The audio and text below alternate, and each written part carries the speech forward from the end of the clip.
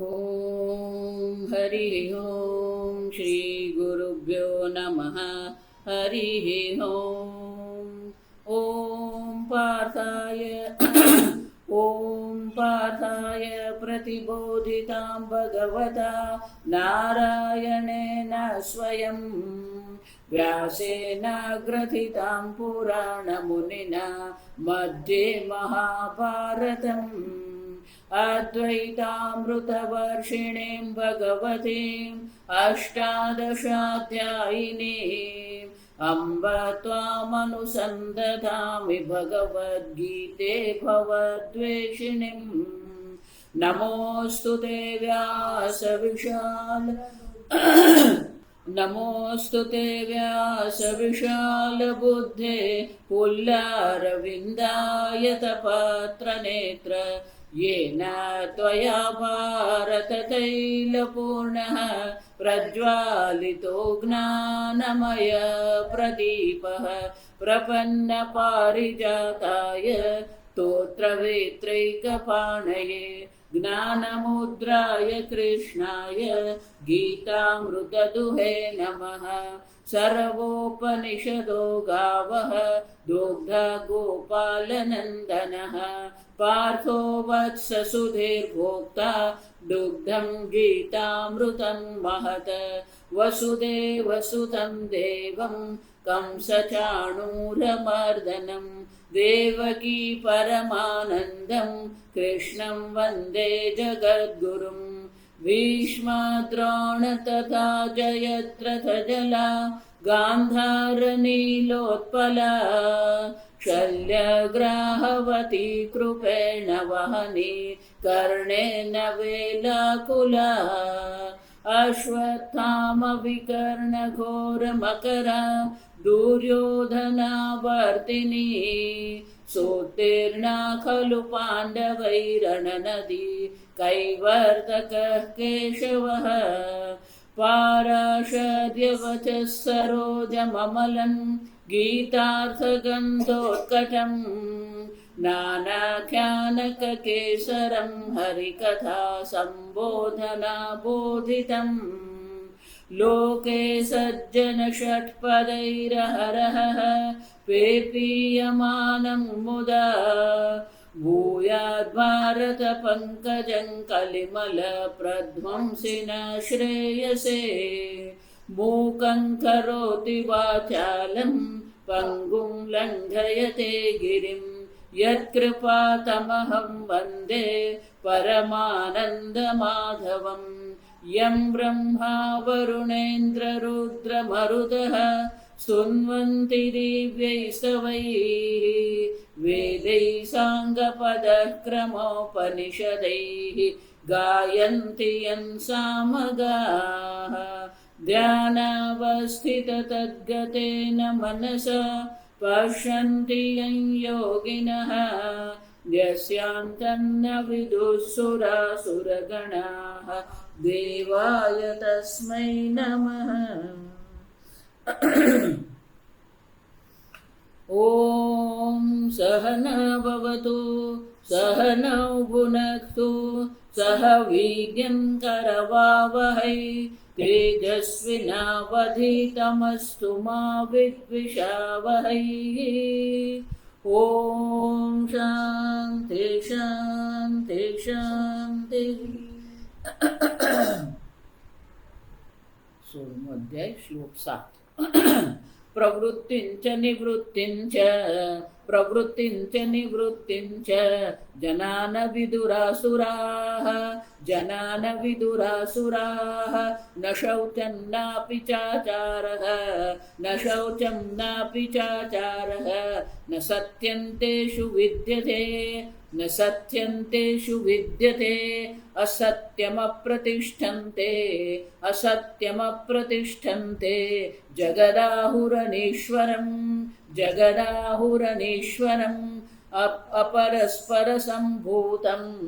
अपरस्परसम्भूतं किमन्यत् कामहैतुकम्।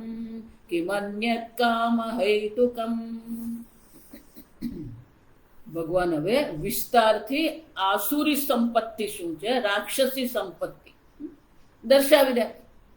ગઈકાલે આપણે જોયું પ્રવૃત્તિંચ નિવૃત્તિંચ.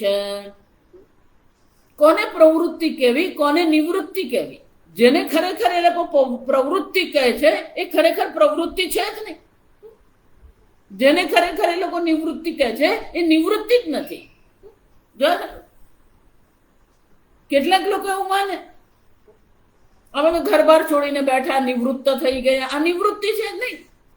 ઇન્દ્રિયાણી સંયમ્ય આસ્તે મનસા સ્મરન. ગીતામાં ભગવાન 3જા અધ્યાયમાં શું કહે છે? બધી ઇન્દ્રિયોનો સંયમ કરીને બેસી ગયો. એટલે બહારથી તો શું લાગે એ તો નિવૃત્ત છે, પણ છે નહીં. મનસા સ્મરન ઇન્દ્રિયાર્થાન વિમૂઢાત્મા. ઇન્દ્રિયોના વિષયમાં એવો વિમૂઢ છે, ભોગાસક્તિ એટલી બધી છે કે બહારથી છોડી દીધું પણ મનથી બધું વિચારતો રહે. મિથ્યાચાર ઉચ્યતે. આ દંભ છે. જોઈ ગયા આપણે દંભ દર્પ અતિમાનશ્ચ. જગતની દ્રષ્ટિએ એવું લાગે હોય તો બહુ મોટા સંન્યાસી છે.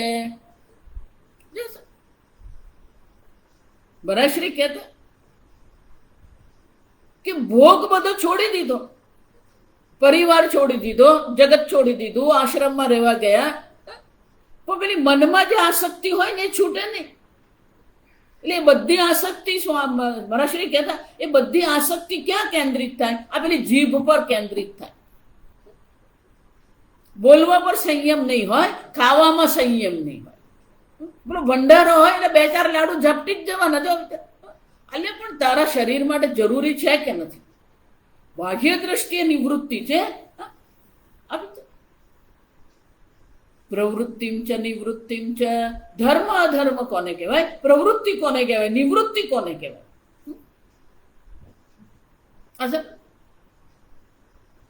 આજકાલ ચાલે ને આ નવા પ્રકારનો કર્મ. આ પ્રવૃત્તિ છે નહીં, સ્વાર્થ છે. નર સેવા, નારાયણ સેવા. કોઈ જગ્યાએ નારાયણ સેવા, ઈશ્વરની ભક્તિનો કોઈ વિકલ્પ નથી. આ સમજો. ના અમે તો આ અંધજન શાળામાં કામ કરે, અમારે આ ભગવાનની આરતી પૂજાની આવશ્યકતા. કોણે કીધું તમને? ક્યાં લખ્યું છે? કયા શાસ્ત્રમાં લખ્યું છે ઈશ્વરની ભક્તિ કરવાની જરૂર નથી? અમે તો નર સેવા કરી.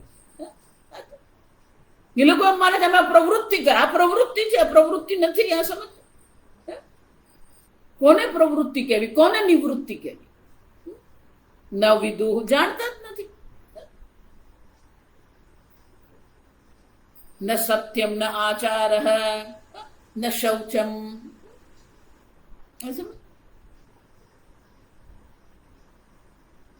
બહુ વર્ષો પહેલા જાશો આ પેલો અયોધ્યાનું ચાલતું હતું ને, એક મહાત્મા, એમના મગજમાં આવ્યું મારે અયોધ્યા જવું છે.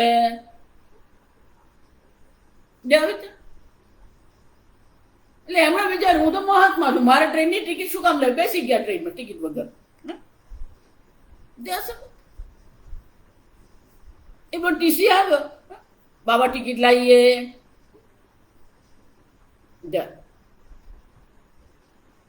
એટલે બાબા મેં તો રામ જન્મભूमि जा रहा हूं. टीसी के ओछो नहीं जो समझते.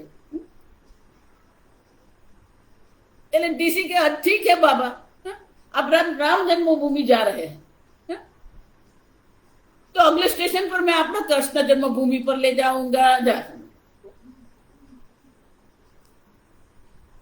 समझ. ટ્રેનમાં બેઠા ટિકિટ લઈને જ બેસવાનું હોય. કોને પ્રવૃત્તિ કે, કોને નિવૃત્તિ કે? લોકોને ખબર જ નથી.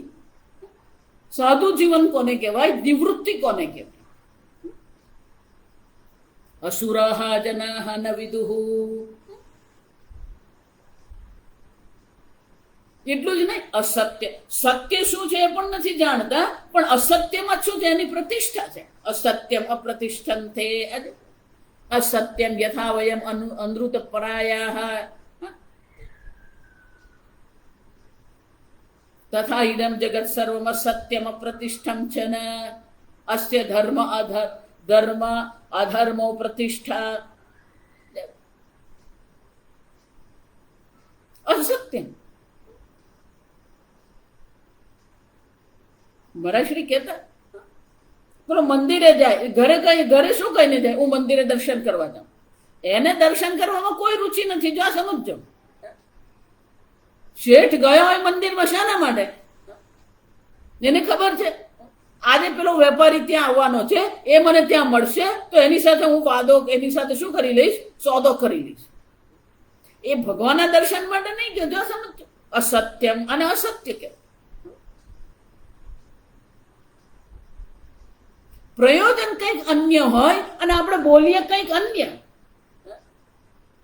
અસત્ય છે. આ સમજો. ઘણા લોકોને એવી આદત. આ સત્ય અસુર છે. આ સમજ. તમારું જે પ્રયોજન છે પ્રયોજન પ્રગટ કરો. પ્રગટ કરવામાં શા માટે આપણને લજ્જા હોય? શા માટે આપણે પ્રયોજન છુપાવવાનું? અસત્યમ. બોલવું શું ને કરવું શું? અપ્રતિષ્ઠમ. આ જગતની કોઈ પ્રતિષ્ઠા જ નથી. જા સમજજો.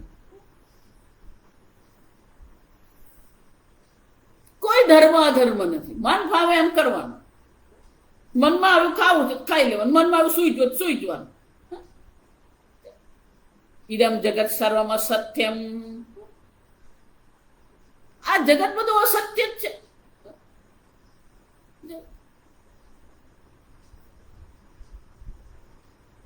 એક ભાઈ મને આવીને કે સ્વામીજી આ બધું વ્યાપાર કરે ને બધું જુઠ્ઠું બોલે, આપણે જુઠ્ઠું જ બોલવાનું. એટલે પેલું જુઠ્ઠું બોલવા માટે એને કોઈ જાતની શું છે? શરમ જ નથી, લજ્જા જ નથી. આવી છે કે નિર્ણય જ એને કરી લીધો અસત્યમ. આ જગત સત્ય ને બધું જૂઠાણું પર જ ચાલી રહ્યું છે. અપ્રતિષ્ઠમ. એની કોઈ પ્રતિષ્ઠા, ધર્મ અધર્મ રૂપી કોઈ પ્રતિષ્ઠા છે જ નહીં. આ બધા નિશ્ચય આસુરી નિશ્ચય કહેવાય. અપ્રતિષ્ઠમ. સંપૂર્ણ જગતની પ્રતિષ્ઠા ક્યાં છે? ધર્મમાં છે. જગત જે છે ધર્મથી આ જગતની ધરતી ઇતિ ધર્મ. સંપૂર્ણ જગતને જે ધારણ કરે છે ને ધર્મ કહેવામાં. ધર્મેણહીન પશુભિ સમાન. આ જગતની ધર્મ અધર્મની કોઈ પ્રતિષ્ઠામાં એને રુચિ જ નથી. તમે એની સાથે ધર્મની વાત કરવા જાવ એવું તમને ઉડાડી દે ને. જગદાહુ અનીશ્વર. એટલું જ નહીં, આ જગત કેવું છે? અનીશ્વર ન ચ ધર્મ ધર્મ સમવ્યપેક્ષક શાસિતા ઈશ્વર વિદ્યતે. ધર્મ ને અધર્મ જેનો આધાર નથી એટલું જ નહીં, આ જગતનું શાસન કરનાર ઈશ્વરને પણ એ સ્વીકારવા તૈયાર જ નથી. નથી ધર્મ ને અધર્મ, નથી ઈશ્વર. ઈશ્વરને માનવા તૈયાર જ નથી. અને ધારો કે પણ ઈશ્વરને માની રહ્યો છે તો એની દ્રષ્ટિએ ઈશ્વરને માને. અનીશ્વર.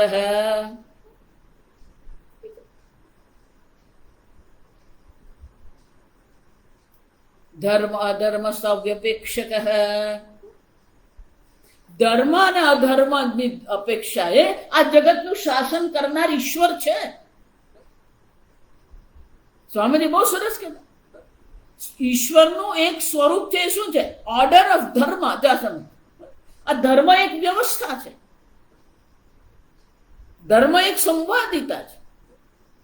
અને ધર્મનું નિયંત્રણ કરનાર કોણ છે? ઈશ્વર છે. તમે જયારે જુઠ્ઠું બોલો છો તો ભલે લોકોને નથી ખબર, તમને તો ખબર છે ને કે હું જુઠ્ઠું બોલું છું.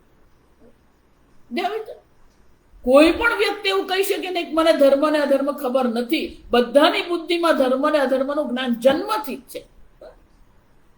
બાળકને પણ ખબર છે. બાળક જુઠ્ઠું બોલે ત્યારે એને ખબર છે કે હું જુઠ્ઠું બોલું. એક બાળક સ્કૂલમાં પણ ત્યારે કે વિદ્યાલયમાં જઈને કઈક તોફાન કરીને આવ્યો, એટલું જ તે દિવસે શાંતિથી બેઠા ને એની મમ્મીને ખબર પડી જ જાય કે આજે ગડબડ કરીને આવ્યો. જો એને જ ખબર છે કે મેં આજે ગડબડ કરી. જો શિક્ષકે કહેવાની કે આચાર્યએ કહેવાની જરૂર જ નથી, એને પોતાને ખબર છે કે આ મેં ખોટું કર્યું.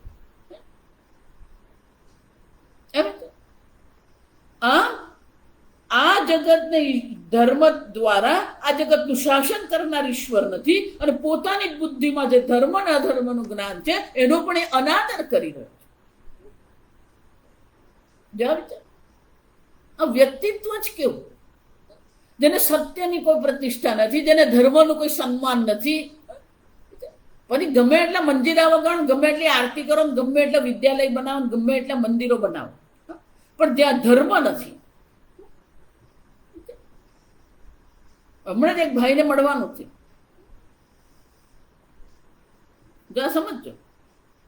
તમે એમ નહીં માનતા કે આ બધી ધાર્મિક કોઈ બધી અધાર્મિક સંસ્થાઓ જ છે, નામની બધી ચેરિટેબલ છે.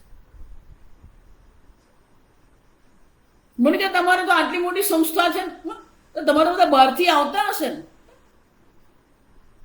બહારથી આવતા હશે એટલે શું, મને તો ખબર નહીં. જો સમજો, 25 વર્ષથી મારું ટ્રસ્ટ ચાલે, આ બહારથી આવે એ શું જ મને ખબર નહીં. કેમ બહારથી આવે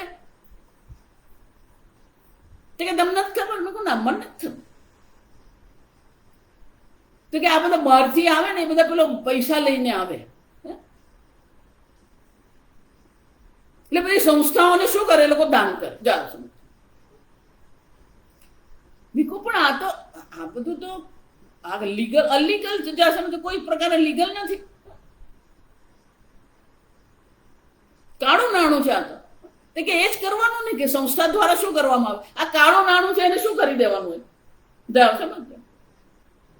અસત્યમ પ્રતિષ્ઠમ. મને કહું 2-3 સંસ્થાઓને જાણું છું કે આવી રીતે કોઈક આવે ને તો એને બધા પૈસા આવી રીતે સફેદ થઈ જાય. તમારી સંસ્થા શાના માટે? કોઈને કાળા નાણાં સફેદ કરવા માટે. અસત્યમાં પ્રતિષ્ઠા, દંપ છે, દર્પ છે. જાઓ સમજો. ઈશ્વરના અસ્તિત્વને સ્વીકારવા જ તૈયાર નથી. આજકાલ જ્યાં બધા બુદ્ધિશાળી લોકો જે છે ને એ લોકો એમ જ માને કે આ ઈશ્વરની જરૂર શું છે. કેમ? અપરસ્પર સંભૂતમ. આમાં ઈશ્વર છે, ધર્મ છે, એની કઈ જરૂર જ નથી. કેમ? અપરસ્પર સંભૂતમ કામ પ્રયુક્તયો સ્ત્રી પુરુષયો અન્યોન્ય સંયોગ જગત સર્વમ સંભૂતમ. આ સ્ત્રી અને પુરુષના સંભોગથી જ આ જગત ચાલી રહ્યું છે. એમાં ઈશ્વરની ક્યાં જરૂર પડી તમને? હવે કામ પ્રયુક્ત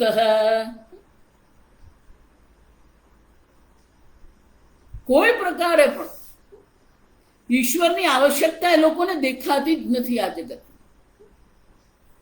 બુદ્ધિ એટલી બધી આસુરી સંપત્તિ છે કે બુદ્ધિમાં એને ઈશ્વરની આવશ્યકતા કોઈ દેખાતી જ નથી. જાણી અપરસ્પર સંભૂતમ. સ્ત્રી પુરુષના સંભોગથી જ આ બધું ચાલે. કામ પ્રયુક્ત.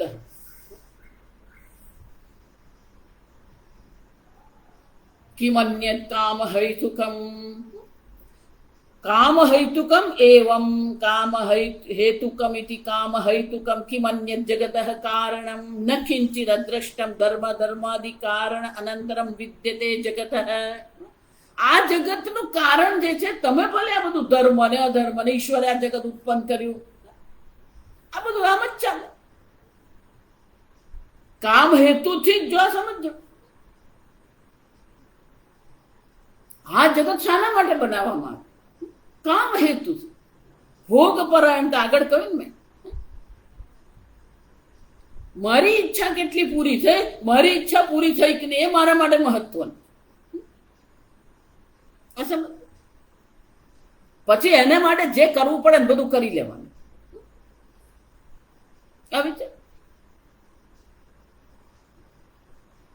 કામ સિવાય, ભોગ સિવાય આ જગતનો બીજો કોઈ હેતુ જ નથી.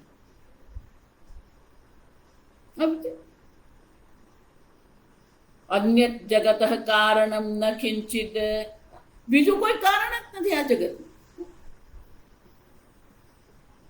એટલે આપણે પેલો અત્યારે ચારવાક બુદ્ધિ કહેવાય. યાવત જીવમ સુખમ જીવે, જ્યાં સુધી જીવીએ ને આપણે સુખેથી આરામથી જીવવાનું. ઋણમ કૃત્વા ઘૃતમ પિબેત, જ્યાં આજકાલ તે બધું ચાલે ને, આ બધી લોન જે છે ને એ શું છે?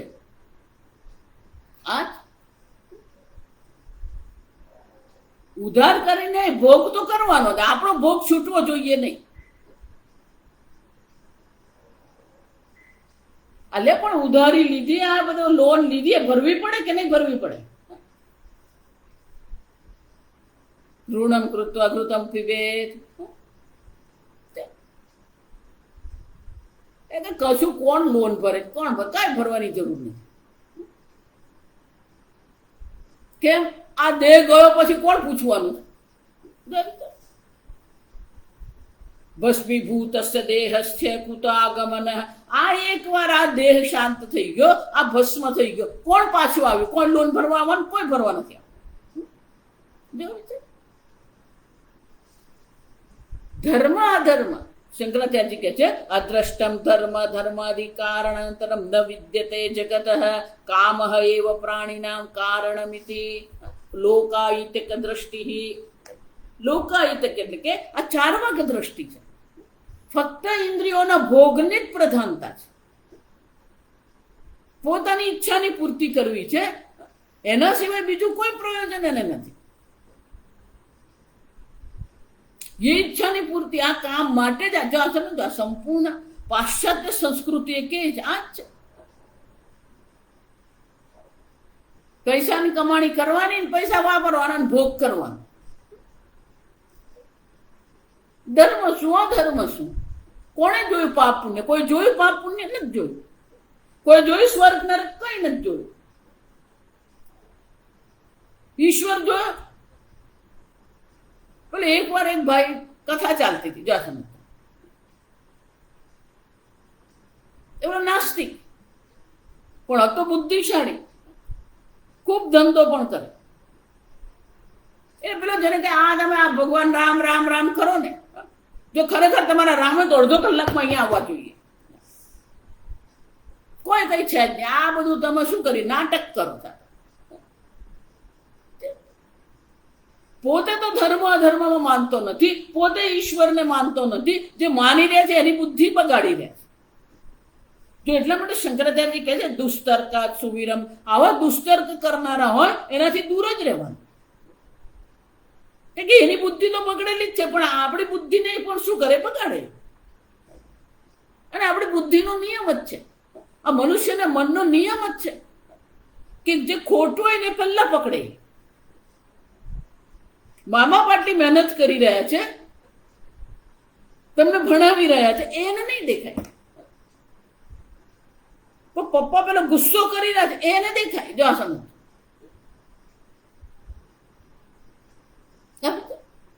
મા બાપનું પણ અનુસરણ કરે તો શાનું અનુસરણ કરે? જો વિચાર,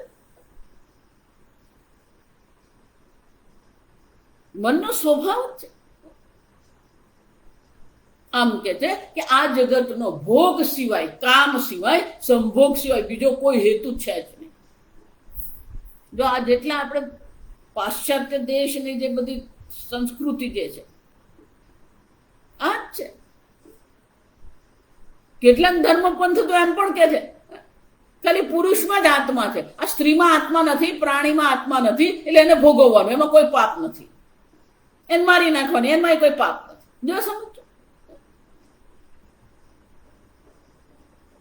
આ સમજો. અત્યારે બધું ચાલી રહ્યું છે, આ સમજો. પણ ધનને કારણે બધું દબાયેલું રહે. સ્ત્રીઓને ગુલામ બનાવવી, સ્ત્રીઓને ગુલામ વેચવું, જો અત્યારે ચાલે છે. અન્ય દેશોમાંથી પછી યુવતીઓને લઈ આવવી અને પછી યુવતીઓને વેચવાની. ભોગવવાનો, ભોગની પ્રજા.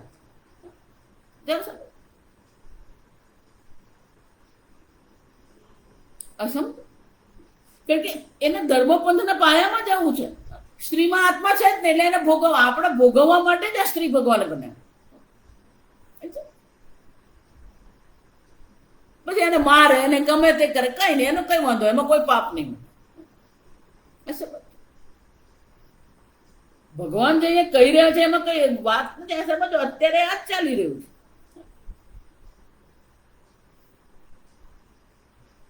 કામ હૈતુકમ, ચાર વાક દ્રષ્ટિ, ઇન્દ્રિયોના ભોગની જ મહાનતા, ઇન્દ્રિયોના ભોગની જ મહત્વ છે. બીજું કોઈ મહત્વ નહીં. હું કેટલો ભોગ કરું, જેટલો ભોગ વધારે ને એટલી હિંસા વધારે. જો આ સમજો, પેલી ભોગ પરાયણ બુદ્ધિમાંથી જાય જ નહીં. કિમન્ય કામ હેતુ, બીજું કયો હેતુ હોઈ શકે? જો આ સમજો,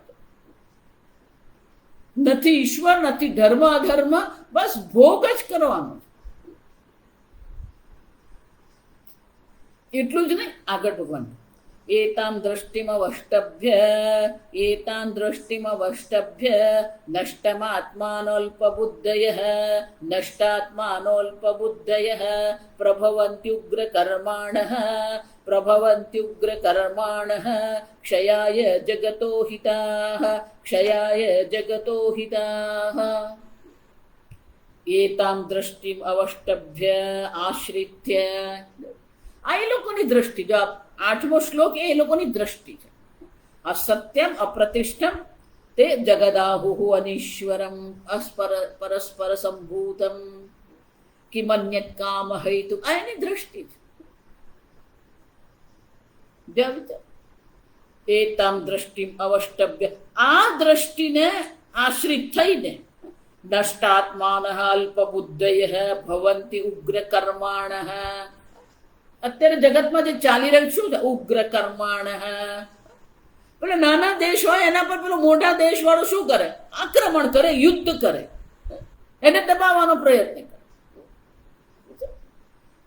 ઉગ્ર કર્માણ. પણ આજકાલ તો પેલા નાના દેશ વાળા હવે બરાબર પાકા થઈ ગયા. પહેલા દબાઈ જતા.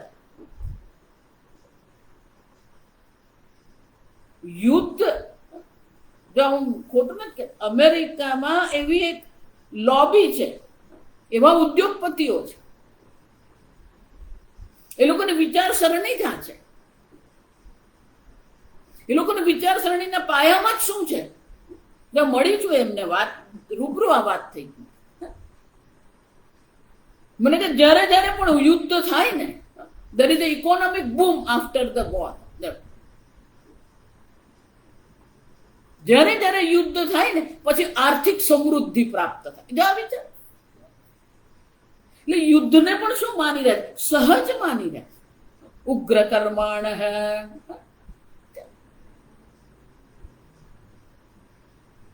યુદ્ધ કરવું એ જ એ લોકોનું જીવન. નાના દેશોને દબાવે, તમારે આ હથિયાર નહીં બનાવો, તમારે આવું નહીં બનાવવા. પણ એ લોકો શું કરી રહ્યા છે? કોર્પોરેટ જગત જેને કહેવાય ને, સ્ટોક માર્કેટ જેને આપણે કહીએ, આ બધું શું છે? માત્ર યુદ્ધ કરવું એ જ ઉગ્ર કર્મ નથી. ઉગ્ર કર્માણ, આવા ઉગ્ર કર્મ કરનારા છે, ક્રૂર કર્મ, હિંસાત્મક છે. જો વિચાર, સ્ટોક માર્કેટ જેને તમે કહો, આખી બધી લોબી ચાલે. આ સમજો, ફૂડ ઇન્ડસ્ટ્રી જેને કહેવો, ખબર છે કે આ ખાવાથી શરીરને નુકસાન થાય છે, છતાં પણ શું કરે? જો વિચારી, એવી એવી જાહેરાતો આપે, લોકો એમાં ભ્રમિત થઈ જાય.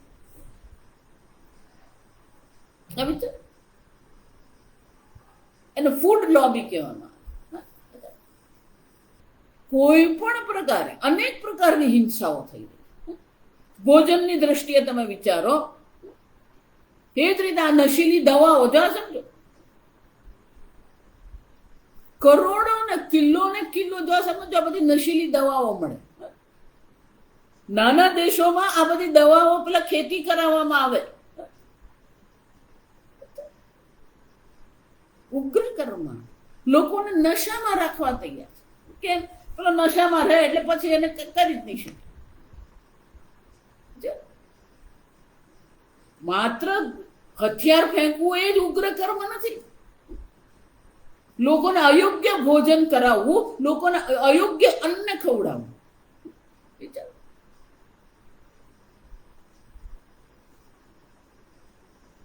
એટલે અમેરિકામાં કંપની મોન્સેન્ટો, જો આ મને બોલવામાં કઈ વાંધો નથી, એ લોકોએ પેલા જીનેટિકલી મોડિફાઈડ બધા બીજ બનાવે. એવું છે, એની આખી લોબી ચાલે.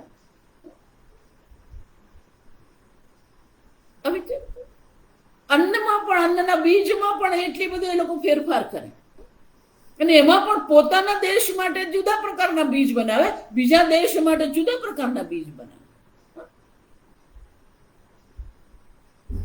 આખું એક લોબી. એ લોકો એમ જ વિચારે આ પૃથ્વી પર રહેવા માટે અમે જ લાયક છીએ, આ પૃથ્વી અમારા માટે છે, આ બધા લોકો મળે એ બધા મારી નાખવાના.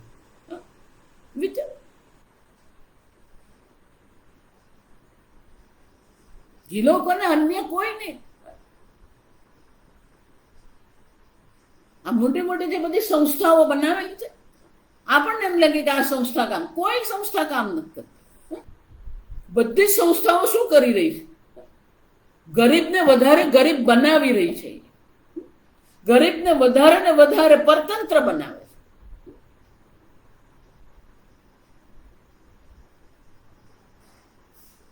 જેટલી મોટી મોટી બધી ધાર્મિક સંસ્થાઓ આપણે જેને કહીએ, એ ધાર્મિકતા કોઈ છે જ નહીં એમાં.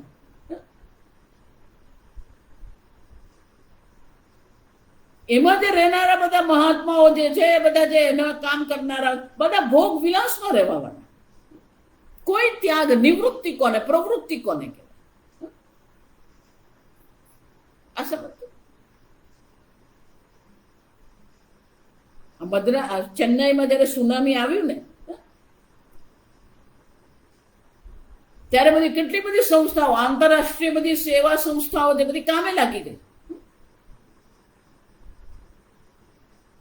ત્યારે એક વિશ્લેષણ કરવા, ભારત તરફથી વિશ્લેષણ કરવામાં આવ્યું. ત્યારે અક્કલ આવી ભારતના લોકોને કે આ જે સંસ્થાઓ, જે આંતરરાષ્ટ્રીય જે બધી સેવા સંસ્થાઓ છે, જ્યારે વિશ્લેષણ કરવામાં આવ્યું ત્યારે ખબર પડી કે તમે એને જે 100 રૂપિયા આપો છો, એ 100 રૂપિયામાંથી માત્ર 10 રૂપિયા પેલા માણસને પહોંચે છે, બાકીના 90 રૂપિયા શું થાય? એના જે બધા મોટા મોટા પ્રેસ, એના પ્રમુખો, ઉપપ્રમુખો બધા પેલા 5 સ્ટાર હોટલમાં રહે, મોટી મોટી ગાડીઓમાં ફરે. એટલે સંસ્થાના સંચાલનમાં જ 90 રૂપિયા વપરાય, પણ 10 રૂપિયા જ પહોંચતા હોય. માત્ર તલવાર ચલાવવી ઉગ્રતા નથી. અન્નની દ્રષ્ટિએ, ધનની દ્રષ્ટિએ, સેવાની દ્રષ્ટિએ આ બધા ઉગ્ર કર્મ. એટલી બધી આવી બધી આંતરરાષ્ટ્રીય સંસ્થાઓ ચાલે. આપણને એવું લાગે કે આપણા ભારતમાં ભ્રષ્ટાચાર છે. ભ્રષ્ટાચાર ના નથી પડતા, પણ આપણે ત્યાં પેલો 15,000 ને 2 લાખ ની વાત કરી દો. સમજો,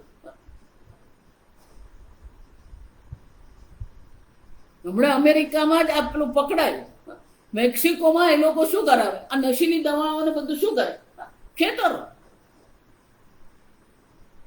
પછી અમેરિકામાં ઘુસાડવું કેમ? એને 5 માઇલની ટનલ મળી. જો આ વિચારજો.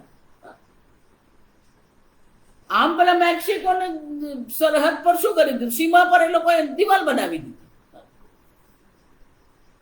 માફિયા જેને કહેવામાં. કેટલા પૈસા ભેગા કરશો? ઉગ્ર કર્મણ હે. અન્નની દ્રષ્ટિએ, ધનની દ્રષ્ટિએ, નશીલી દવાઓ. આ યુદ્ધ પણ વ્યાપાર છે, આ સમજો. યુદ્ધમાં કોઈ નીતિ નિયમ નહીં મળે, મન ફાવે ત્યારે ચાલુ કરી દેવાનું. પહેલા તો યુદ્ધમાં નિયમ હતો, સૂર્યોદય પછી જ યુદ્ધ થાય, સૂર્યાસ્ત થાય એટલે યુદ્ધ બંધ જ કરી દેવાનું. હવે તો રાત્રે 12 વાગે તો શરૂ કરે.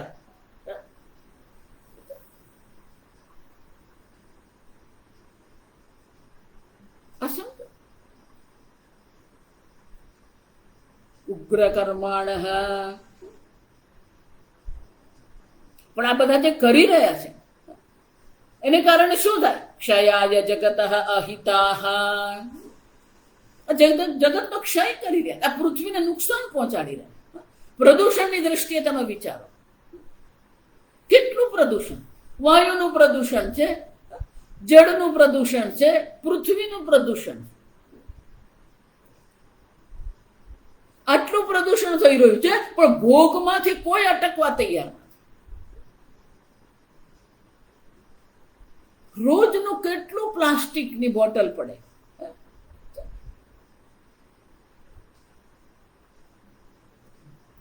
અને સરકાર ગમે એટલા નિયમો બનાવે, લોકો ક્યાંક ને ક્યાંકથી કંઈક શોધી જ નાખે. હવે તો પ્રદૂષણ પણ શું છે? ઉગ્ર કર્મ છે. અને 22 વર્ષથી આ સમજો, 2000 થી આ ચાલી રહ્યું છે પ્રદૂષણની માથા. પણ કોઈ પણ દેશ ભોગ છોડવા તૈયાર છે નહીં. જેટલી વીજળીનો તમે વધારે પ્રયોગ કરો છો, જેટલી વીજળી તમે વધારે વાપરો છો, એટલું જ પ્રદૂષણ વધારે થાય છે. આપણે તો વાંધો નહીં, લાઈટ ચાલુ કરીને ચાલ્યા કરવાનું, વાંધો નહીં.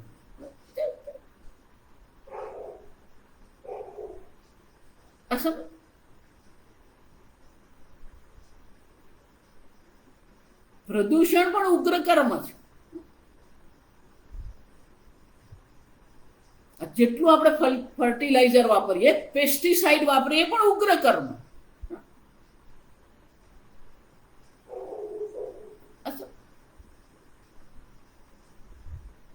આજે તમે ખાલી આ 2022 છે, જો આ સમજો બરાબર,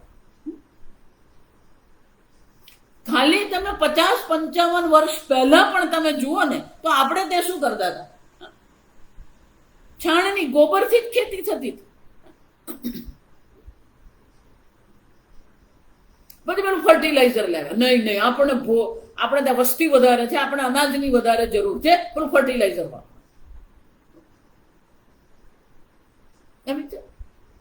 ભલે બધા ફર્ટિલાઇઝરની બધી ઇન્ડસ્ટ્રી ઉભી કરી દીધી.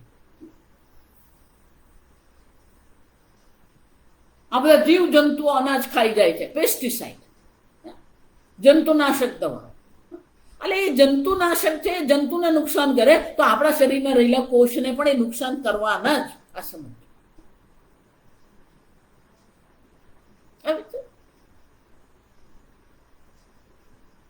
વર્ષો પહેલા હું અમેરિકા ગઈ ને, વિચાર,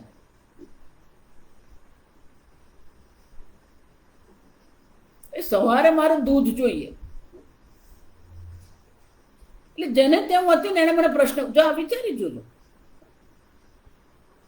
દૂધ એટલે ઓર્ગેનિક કહેવાય. ઓર્ગેનિક એટલે જે સજીવ પ્રાણીમાંથી જે આવે એ બધું ઓર્ગેનિક કહેવાય. અસમ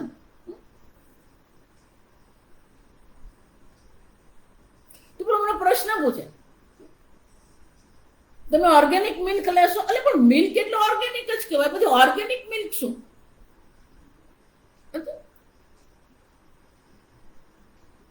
ઓર્ગેનિક મિલ્ક એટલે શું? એટલે કે નહીં એમ નહીં. આ બધી ગાયો જે હોય ને, એ ગાયોને પેલું ઘાસ જે ખવડાવવામાં આવે, એ ઘાસ બનાવવા માટે પેલું ફર્ટિલાઇઝર ને પેસ્ટિસાઇડ વાપરવામાં આવે. એ જ બધું ગાયના શરીરમાં જાય, ગાયના શરીરમાં જે ગયું એ જ દૂધમાં આવે, પછી એ જ દૂધ આપણે પીએ, એટલે આપણામાં પણ શું આવવાનું? એટલે કે હવે આ લોકો ઓર્ગેનિક એટલે શું છે કે કુદરતી છાણ, જે કુદરતી ખાતર જે છે એ કુદરતી ખાતરથી આ ઘાસ બનાવવામાં આવ્યું હોય અને એવું ઘાસ આ એને ખવડાવવામાં, અને પછી એ ગાયનું જે દૂધ હોય ને એને ઓર્ગેનિક મિલ્ક કહેવાય. આગળની જે સરકાર હતી ને, પિંક રેવોલ્યુશન, જો આ સમજો. મીટ, માંસાહાર. કેટલાક વિદ્વાનોએ બહાર પાડ્યું કે અત્યારે જેટલો માંસાહાર થઈ રહ્યો છે એ માંસાહારનું ખાલી 60% પણ માંસાહાર બંધ થઈ જાય ને તો પૃથ્વી પર ત્યાં બધું પ્રદૂષણ જતું રહે.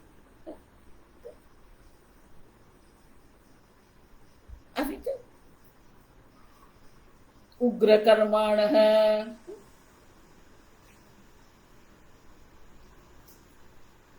કેટલું માંસાહાર. અને એને માટે શું કરો? જો સમજ, આપણે તો ફાર્મ એમ કહીએ એનો અર્થ શું થાય? ખેતીવાડી હોય એને ફાર્મ કહેવાય. મેંગો ફાર્મ એનો અર્થ શું થાય? આંબાની વાડી. જો આ વિચાર. તો ફાર્મ શબ્દ કોને માટે વાપરવામાં આવે? વાડી માટે આપણે વાપરીએ.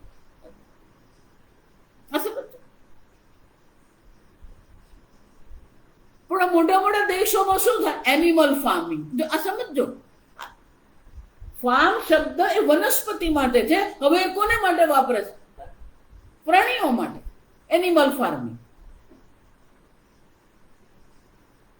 હજારો ને કરોડોની સંખ્યામાં ગાય, ડુક્કર, મરઘી, એને પણ અનેક પ્રકારથી પેલું પેસ્ટિસાઇડ, એમાં પણ એટલું બધું પેસ્ટિસાઇડ, એટલે બધું એન્ટીબાયોટિક એ લોકોને આપે. પેલી ગાયોને દૂધ વધારે આપવા માટે શું કરે? પેલા સ્ટેરોઇડના ઇન્જેક્શન. આ બધું ઉગ્ર કર્મ છે. આ સમજો. અને એને કારણે કેટલું બધું પ્રદૂષણ. આ પ્રાણીઓનું ફાર્મિંગ કરવામાં આવે. આપણે માન્ય છે કે કાર્બન ડાયોક્સાઇડને કારણે આ બધું ગરમી વધી ગઈ. કાર્બન ડાયોક્સાઇડ કરતા આ એનિમલ ફાર્મિંગ જે થઈ રહ્યું છે, એનિમલ ફાર્મિંગ જે છે, એનિમલ ફાર્મિંગ થી શું થઈ રહ્યું છે? મિથેન ગેસ નીકળે. જો આ સમજ, કાર્બન ડાયોક્સાઇડ કરતા 300% વધારે આ નુકસાનકારક મિથેન છે.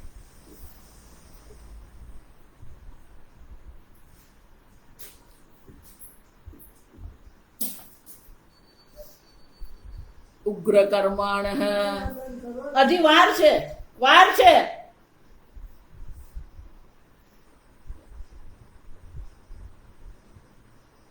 ઉગ્ર કર્મ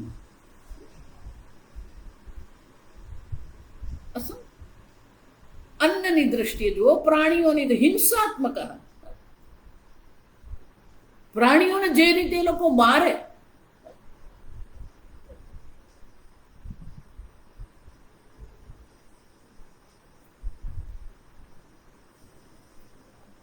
મરઘીનું તમે જુઓ ને, અમારાથી વર્ણન નહીં થાય એવું છે. ઉગ્ર કર્મ. આખી ફૂડ ઇન્ડસ્ટ્રી જેને આપણે કહીએ, પ્રાણીઓ સાથે જે પ્રકારથી ક્રૂરતા કરવામાં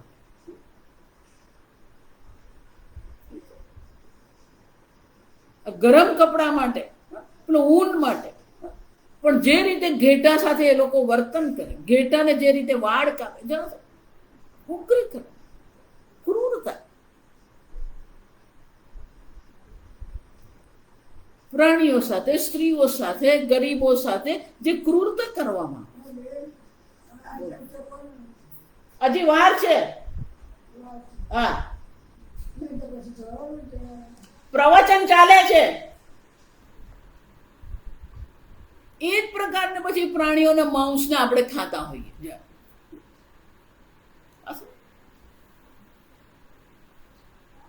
ગુજરાતમાં શાકાહાર હતું, હવે પેલું માંસાહાર કરવું ફેશન કહેવાય. જો મોટા મોટા ઉદ્યોગપતિઓના બાળકો એવું માને.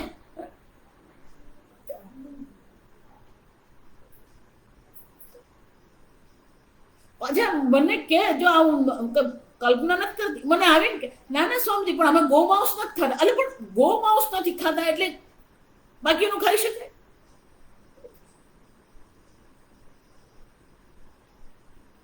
ઉગ્ર કર્માણ.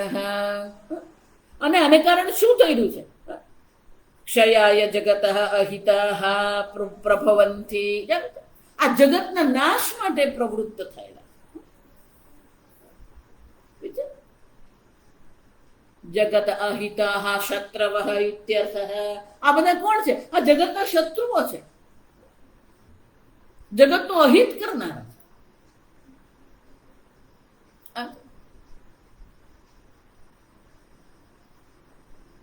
જેટલું તમે ભોગ વધારો, માંસાહાર ભોગ, જેટલી વીજળીનો વધારે ને વધારે ઉપયોગ કરીએ,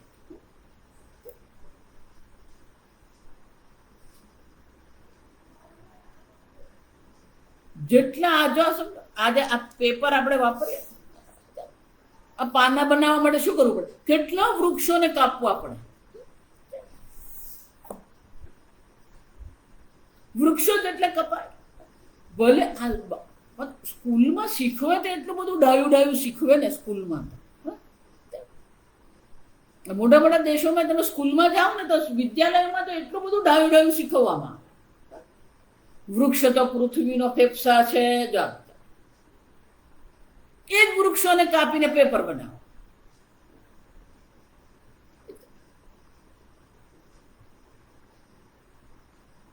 જેટલા વૃક્ષો કપાતા જાય ને એટલી પેલી ગરમી વધે. ભગવાને આ જગત ચક્ર, આપણે ત્રીજા અધ્યાયમાં જોઈએ કે એવમ પ્રવર્તિતન ચક્ર, આ જગત ચક્ર છે, એક વ્યવસ્થા છે, એક સંવાદિતા છે. પણ આ જગતમાં બધા ઉગ્ર કર્મ દ્વારા શું કરવામાં આવ્યું? વિસંવાદિતા, અવ્યવસ્થા ઊભી કરવામાં આવી છે. પ્રાણીઓની દ્રષ્ટિએ, વનસ્પતિની દ્રષ્ટિએ, મનુષ્યોની દ્રષ્ટિએ, ધનની દ્રષ્ટિએ, અન્નની દ્રષ્ટિએ કઈ વસ્તુ નથી. આ આસુરી સંપત્તિ. અને કરવામાં પાછું એને ગૌરવ હોય. આ વિચારો.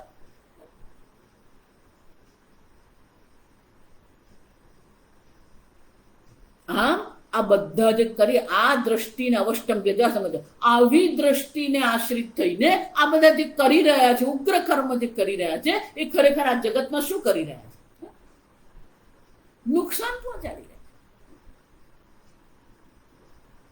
આજકાલ તમે જુઓ, પેલો 25 વર્ષનો એને કેન્સર થઈ ગયું, અને પેલું નાનું બાળક એને કેન્સર.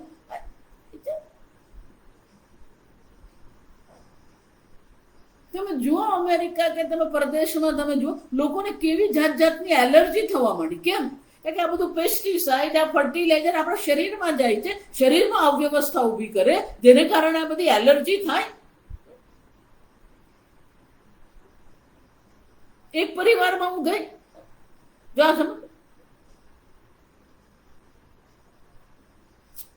કોઈ પણ પ્રકારથી ચોખા ખાઈ જ નહીં શકે. ચોખા ખાય ને આખા શરીરમાં બધે પેલા શીણવા નીકળે. કેવા કેવા પ્રકારની એલર્જી. ઘરમાં રહે પણ ઘરની બારી તો કોઈ દિવસ ખોલે જ નહીં. એક જગ્યાએ હું ગઈ, ગરમી હતી, તો રાતે અમે પેલી બારી ખોલ, મને કે બારી નહીં ખોલવાની. મેં કીધું બારી ને હવે તો બારણું ખુલ્લું રહે. ઘરમાં એ જ હવા. પેલી બહારની ઠંડી હવા ઘરમાં આવે જ નહીં.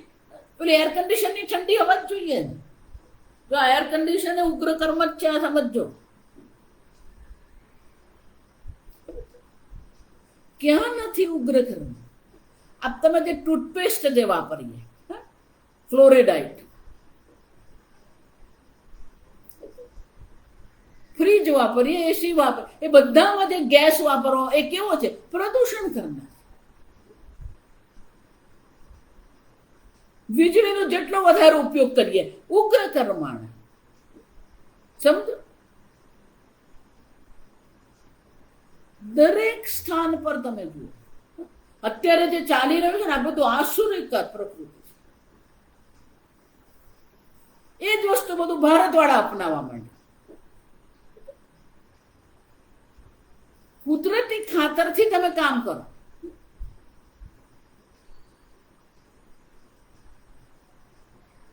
આ સમજ? દરેક વસ્તુ શરીરને નુકસાન કરે, આ જગતને, પૃથ્વીને નુકસાન કરે, જળને નુકસાન કરે. જો હમણે 1 વર્ષ પહેલાની વાત, 1 કે 1.5 વર્ષ પહેલા 2 ભાઈ બહેન, એ લોકોને આ દરિયામાં ફરવાની મજા પડે એટલે નીકળે ફરવાની. જાય મોટી એ લોકો બોટ રાખેલી, એ બોટમાં ફરવા નીકળે. પછી પેલા શૂટ પહેરીને પછી પેલા દરિયામાં ડૂબકી મારે. જે હકીકત તમે તો એક વાર એ લોકો ક્યાંક ગયા કે ના આ વખતે આપણે બીજી દિશામાં જઈએ. દરિયા કિનારે રહે એટલે દરિયો મોટો એટલે બીજી દિશામાં ગયા તો એ લોકોને દૂરથી દેખાયો કે પેલો ટાપુ દેખાયો. એટલે એ લોકોને નવાઈ લાગી કે અહીંયા ટાપુ કેવી રીતે આવી ગયો. એટલે પેલો ભાઈ કે ચાલ ને આપણે જઈએ જ ખરા. તો કે પેલી બેન કે ના ના ભાઈ કયો ટાપુ છે ને કોણ છે ને ત્યાં શું છે ને આપણે ફસાઈ ગયા. તો કે ના પણ દૂરથી તો જોવાય ને, આપણે જઈએ જ ખરા. એટલે કે એ લોકોએ જોયું તો કોઈ ટાપુ જ નહીં. જો સમજો, ખાલી આમ સપાટ દેખાય એ લોકોને. દૂરથી જોયું તો ટાપુ જેવું કઈ મળે ને, એક સપાટ જગ્યા દેખાય. એ લોકોને નવાઈ લાગી કે આમ ચપ્પટ આમ દેખાય. અને કેવું માઇલો સુધી, જો સમજો, 1 માઇલ 2 માઇલ નહીં, 50-60 માઇલ સુધી એ લોકોને શું દેખાય? પેલું બધું આમ ચપ્પટ દેખાય, કોઈક વસ્તુઓ. એટલે નવાઈ લાગી કે છે શું. એટલે પેલો ભાઈએ કીધું કે એક કામ કર, તું એ બોટમાં છે ને હું ડૂબકી મારીને જોવા જાઉં ત્યાં કે શું છે. પેલો ત્યાં જોવા ગયો, તમે માનશો નહીં, આ જેટલું પ્લાસ્ટિક, આ બધી જે આ ક્રૂઝ કહેવાય ને, ક્રૂઝ એટલે પેલા સ્ટીમરમાં બધા ફરવા જાય. ચેન્નાઈ થી આંદામાન નિકોબાર ફરવા ગયા, ક્રૂઝ કહેવાય, સ્ટીમરમાં ફરવા જાય. Tourist industry. એ લોકો બધો કચરો એ લોકોનો જે દરિયામાં જ નાખે. તો જેટલું બધું પ્લાસ્ટિક ને બધું જે તરતું રહે ને, એ બધી વસ્તુઓ આ જગ્યા પર એકત્રિત થઈ ગઈ. પછી એ લોકોએ બધી ફોટોગ્રાફી કરી, વિડીયો પાડ્યા. સરકારને કહેવામાં આવ્યું, પછી સરકારે સેટેલાઇટ થી શોધ્યું એ સ્થાન. તમે માનશો ને 70 માઇલ, કિલોમીટર ની 70 માઇલમાં એ આખું ફેલાયેલું પ્લાસ્ટિક નું આખું. વિચાર, આપણને એમ લાગે અમે તો ક્રૂઝમાં જઈ આવ્યા. ઉગ્ર કર્માણ, સમજાય છે કેટલું બધું પ્લાસ્ટિક. એટલે એક સંસ્થા ઊભી થઈ, બાળકોએ આ બાળકોને યુવાનો એક સંસ્થા બનાવી. એ લોકો શું કરે, પેલી 2 બોટ લઈને જાય અને બોટને દોરીથી, મોટા દોરડાથી બાંધેલું હોય અને દોરડાની નીચે જાળી હોય. એટલે બંને બોટ જે છે ને એક સાથે આમ ચાલે. એટલે પેલું અર્ધ વર્તુળાકાર બની જાય દોરડું. એટલે શું થાય, જેટલી તરતી વસ્તુ હોય ને બધી શું થવા માંડે, એમાં એકત્રિત થાય. માઇલો સુધી એ લોકો આવી રીતે ચાલે. એટલે જે બધી તરતી વસ્તુ હોય બધી એમાં ભેગી થવા, અને પછી 2 બોટ ભેગી થાય અને બધું તમે જુઓ ને તો વિડીયો, આ બધું યુટ્યુબ પર તમને જોવા. ટન બધી, આ તો પ્લાસ્ટિક એટલું હલકું, અને ટન બધી પ્લાસ્ટિક એ લોકો ભેગું કરી.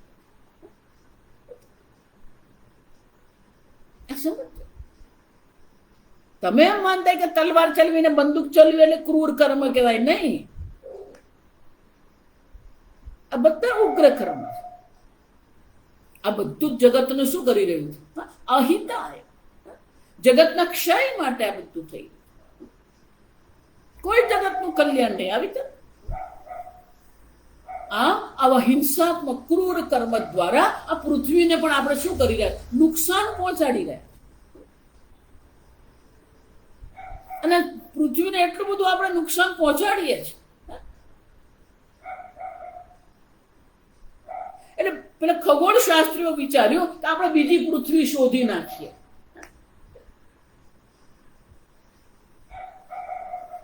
વર્ષોથી પેલો બીજી પૃથ્વી શોધવાનો પ્રયત્ન કરી રહ્યા, પણ આ ભગવાનની જે વ્યવસ્થા છે, સૂર્યમંડળ એક ભગવાનની વ્યવસ્થા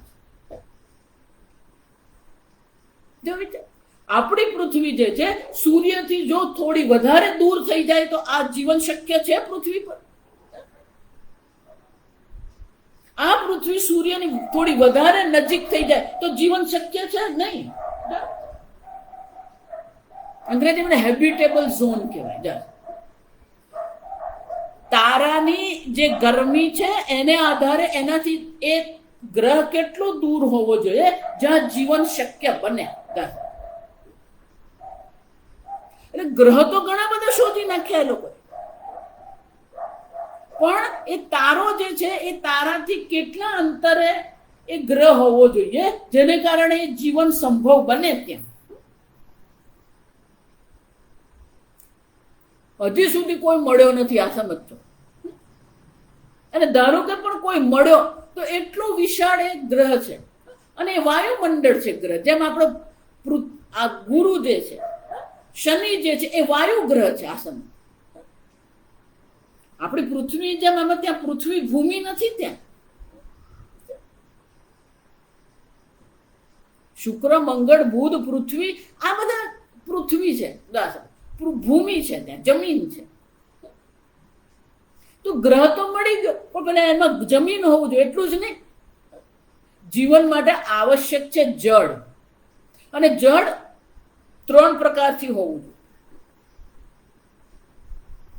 પ્રવાહી રૂપે પણ જળ હોવું જોઈએ, ઘન રૂપે બરફ રૂપે પણ જળ હોવું જોઈએ, વાયુ રૂપે વરાળ રૂપે પણ જળ હોવું. આ વાદળ એટલે વરાળ.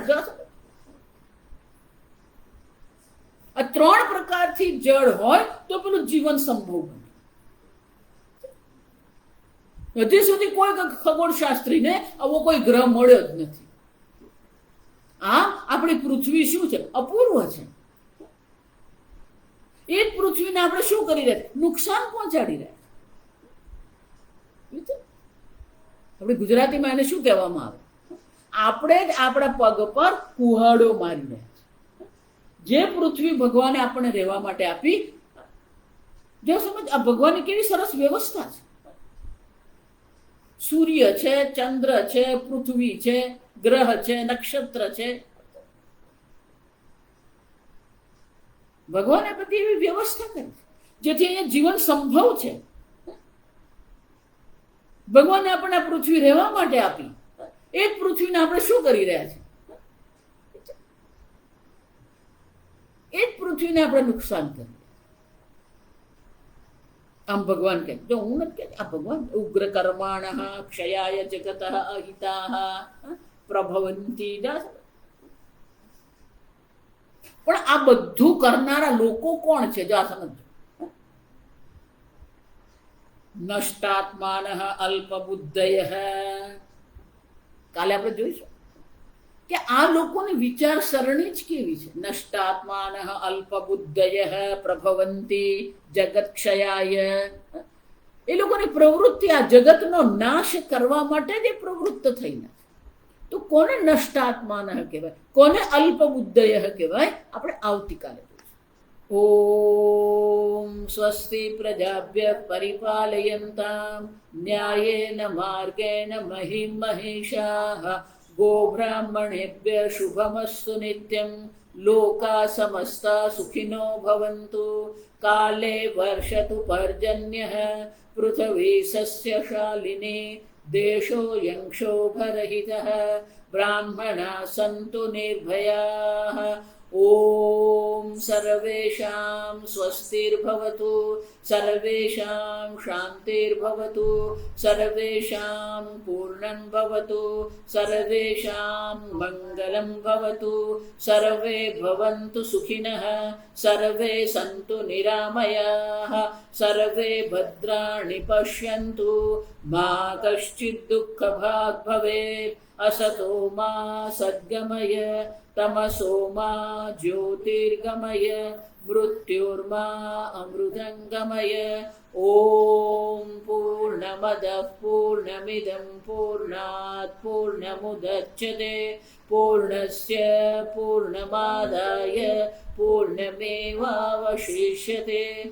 ओम शांति शांति शांति।